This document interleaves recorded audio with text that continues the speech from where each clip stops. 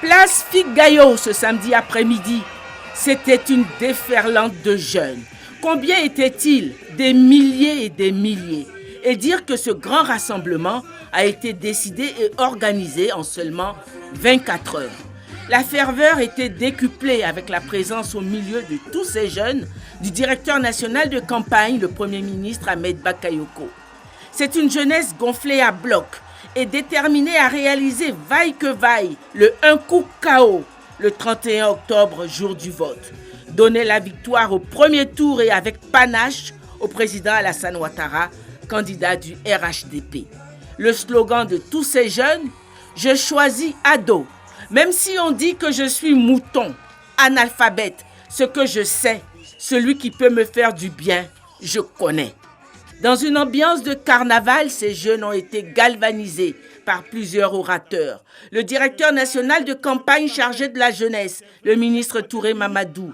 Le directeur national de campagne associé, Adama Bictogo. Et en boucle, le directeur national de campagne, le Premier ministre Ahmed Bakayoko. La compétition électorale a à peine commencé. Nous tous, nous nous préparons pour le un coup KO. Mais on n'est même pas encore arrivé au un coup KO qu'on assiste à un KO par abandon. Vous connaissez le KO par abandon.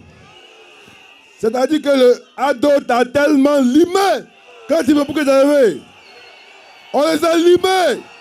On les a limés. On les a limés. Le bilan d'ado les a limés. Son travail les a limés.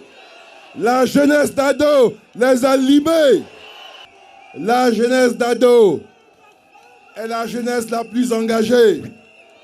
Donc ils peuvent faire quoi? Ils peuvent faire quoi? Ceux qui rêvent à déstabiliser la Côte d'Ivoire sont dans des illusions. Parce qu'on est là. On est là. Vous êtes là. La Côte d'Ivoire est là. La Côte d'Ivoire est là. On veut la paix. Donc doucement, doucement, doucement, doucement, dans la paix, allons aux élections. Celui qui ne veut pas aller aux élections, il reste à la maison. Celui qui est KO, il dit je suis KO. Celui qui a été sonné, qui a été limé, qui ne peut pas se lever, il dit j'abandonne.